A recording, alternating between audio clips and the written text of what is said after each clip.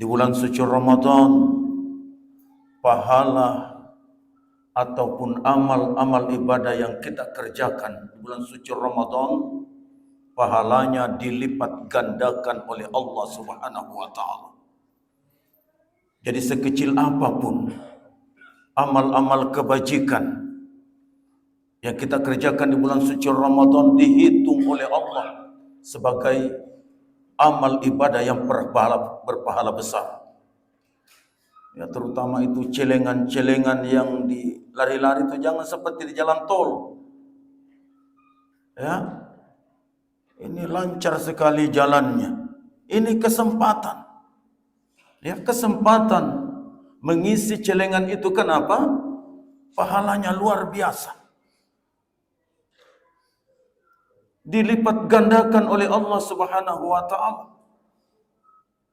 Bukan hanya setakat itu saja, Pak. Diamnya orang yang berpuasa, bayangkan. Diamnya orang yang berpuasa sekaligus tidurnya orang yang berpuasa. Coba, tidurnya kita dihitung oleh Allah sebagai amal ibadah. Bayangkan tidurnya, tapi jangan tidur terus. Ya kan begitu? Masya Allah. Ini ibadah-ibadah Ramadan yang kita kerjakan. Yang kedua, di bulan suci Ramadan ini ada satu ibadah yang dititahkan oleh Allah Subhanahu wa taala kepada kita untuk kita harus kerjakan, yaitu puasa. Sebagaimana telah dijelaskan oleh Allah di surah Al-Baqarah, Allah berfirman, "Ya ayyuhalladzina amanu kutiba alaikumus shiyam kama kutiba alal ladzina min qablikum la'allakum tattaqun." Hai orang-orang yang beriman, diwajibkan ke atas kamu berpuasa sebagaimana diwajibkannya orang-orang terdahulu sebelum kamu, agar kamu senantiasa bertakwa. Agar kamu senantiasa bertakwa. Artinya, puasa itu melatih hati kita, membentuk hati kita, menggembleng hati kita, agar kelak selesai Ramadan kita senantiasa tampil sebagai manusia-manusia yang muttaqun. Manusia-manusia yang bertakwa kepada Allah. Hati. Kenapa hati harus dibentuk? Karena Rasulullah pernah bersabda, kata beliau, di dalam tubuh manusia ada segumpal daging. Di dalam tubuh manusia ada segumpal daging. Jika daging itu baik, maka baiklah seluruh tubuh itu. Tapi jika daging itu rusak, maka rusaklah seluruh tubuh itu. Siapa itu? Ila wahiyya qalbun. Itulah yang disebut hati. Hati. Jadi yang biasa ke Bone, biasa ke Sopeng, kita kan lewat Camba. Ternyata di Camba itu tikungannya tajam-tajam. Namun sebelum memasuki tikungan itu, di depan ada papang bicara tertulis hati-hati. Padahal yang melihat tikungan itu, ya, mata yang melihat tikungan itu. Kenapa tidak ditulis mata-mata? Hati. Artinya, sebelum kita melewati tikungan itu, hati kita harus tenang. Hati kita harus damai. Kenapa? Jika hati galau, jika hati kacau, jika hati tidak tenang, bahaya mengintai di depan. Hati. Berbicara tentang hati, hati saya dengan hati Pak Haji beda.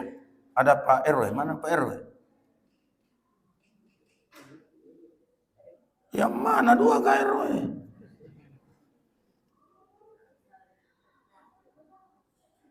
Oh, mungkin ke Al-Amin ada Kapolres. Ya, jadi kalau kita berbicara hati, antara hati saya dengan hatinya Pak RW tidak sama. Hati saya dengan hatinya Pak Haji beda. Kenapa? Ternyata hati itu ada 3 kategori. Pertama, qalbun mayit. Hati yang sudah mati. Yang kedua, qalbun marid. hati yang sedang sakit. Dan yang ketiga, qalbun salim, hati yang selamat. Yang mana kira-kira kita punya di sini? Yang pertama tadi, qalbun mayit, hati yang sudah mati. Siapa itu hati yang sudah mati? Contoh, hayyalas shalah, hati kita tidak ada getaran. Hati kita tidak ada bergetar. Hati kita merasa tidak ada terpanggil dengan seruan itu. Seruan itu, panggilan itu biasa-biasa saja. Ya kan? Padahal itu panggilan Allah. Jika hatimu berkeadaan demikian, ingat, kamu sudah masuk kategori khatamallahu ala qulubihim wa ala sam'ihim wa ala absarihim. Hatimu sudah dikunci oleh Allah Subhanahu wa taala. Telingamu sudah ditutup, matamu sudah dibutakan. Kelak di hari kiamat kelak, kamu dihumbang masuk ke dalam neraka jahanam. Jadi hati-hati memilih hati. Kalbun mayit, hati yang sudah mati. Yang kedua, kalbun marid, hati yang sedang sakit. Wah, ini banyak kalau ini, Pak. Hati yang sedang sakit. Namanya sakit. Tetangganya boleh mobil, dia boleh semen. Apa nak bikin polisi tidur? Wah, ini hatimu sudah sakit. Namanya hati yang sakit. Apalagi bertetangga dengan orang yang hatinya sakit. Oh, payah. Apapun kita lakukan, kita jual pulsa, jual tongi pulsa itu. Kita pergi memancing, pergi tongi memancing. Namanya hati yang sakit, ibu. Mana ki?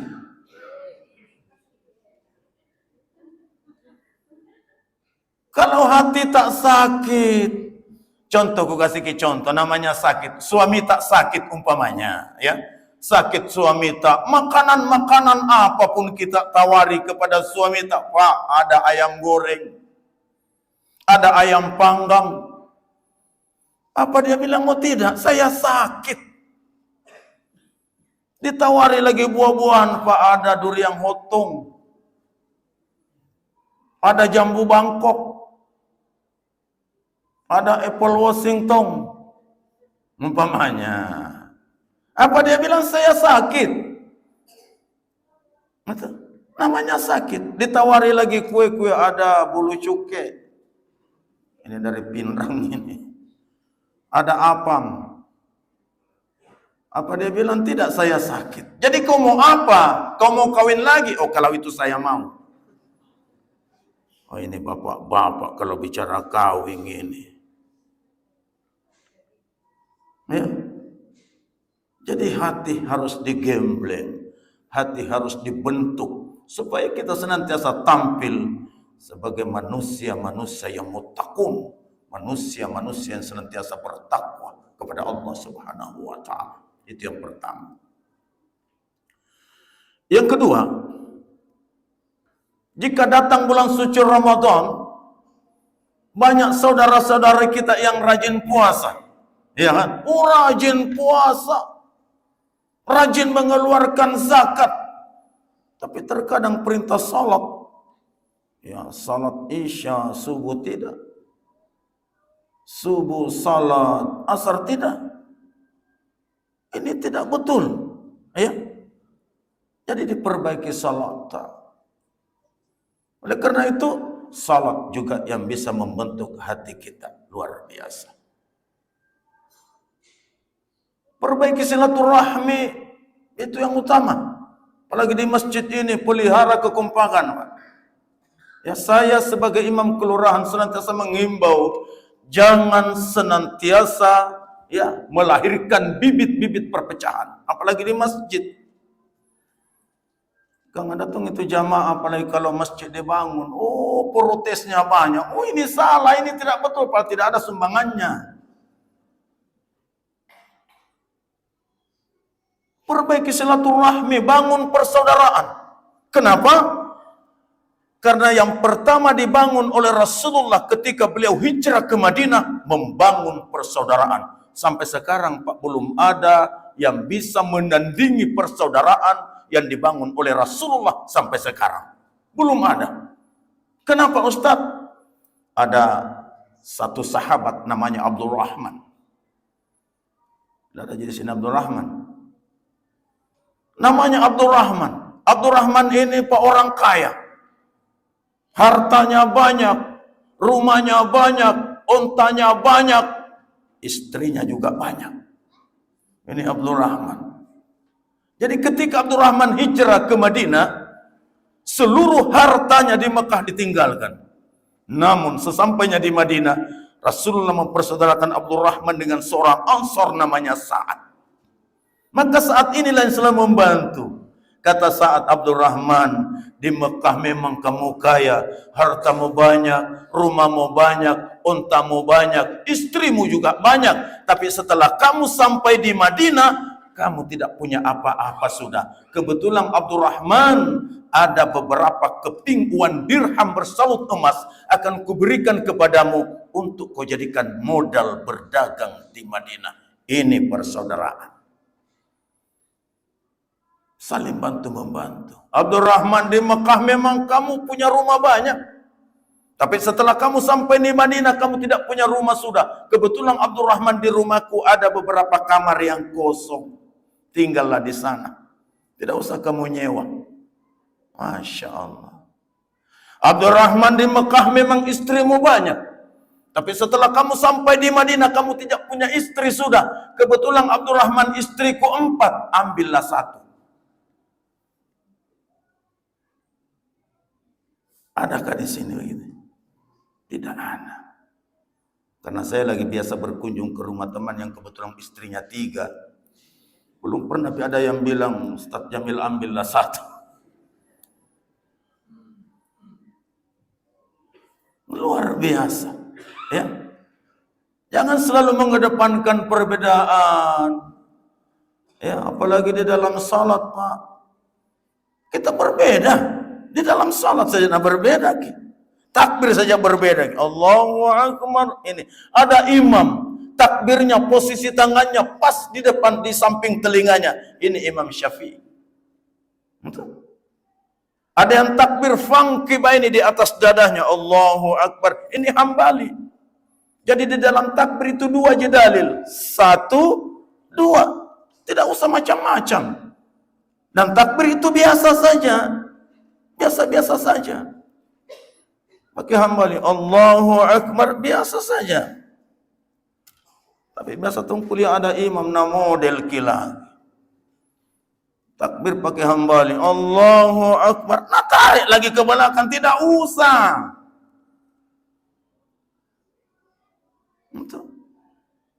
Itu baru takbir sudah beda lagi.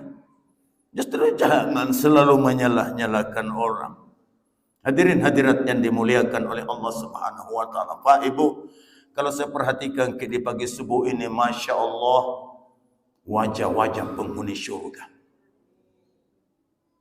Wajah-wajah penghuni syurga. Kenapa loyo ki Pak? Wajah-wajah penghuni syurga.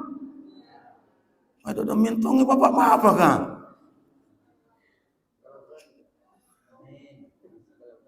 Wajah-wajah penghuni syurga. Hunau.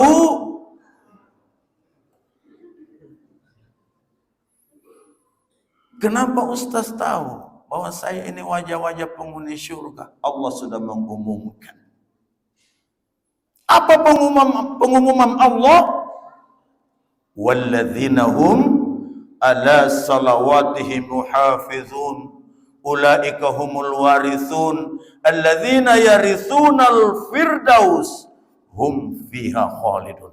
Dan orang-orang yang senantiasa melaksanakan perintah salat, mereka itulah orang-orang yang akan mewarisi, yakni mewarisi surga Firdaus, dan mereka akan kekal di dalamnya. Masya Allah. Tidak gampang bangun salat subuh. Ya, tergantung dari tukang azannya. Ya, kalau tukang azannya Allahu Akbar, Allahu Akbar, Kan semangat ke bangun. Tapi kebanyakan masjid di Manggala sang orang tua yang asang. Giginya tinggal 3. Yang 3 juga semua sudah goyang. Hayalah salat, Nabi bilang hayalah nyala. Siapa mau ke masjid? Ya. Agar itu angkat derajatnya tuh kan azan ta, imam ta. Tadi itu imamnya salah baca, mina lupai. Kenapa arisan besok istrinya? Ya. Jadi hadirin hadirat yang dimuliakan oleh Allah, berhubung karena Pak Kapolres ada di Masjid Besar Al-Amin, ya mungkin ini saja yang sempat saya sampaikan. Mudah-mudahan ada manfaatnya dan insya Allah kita semua adalah calon-calon penghuni syurga Firdaus. Wabillahi taufiq wal hidayah. Wassalamualaikum warahmatullahi wabarakatuh.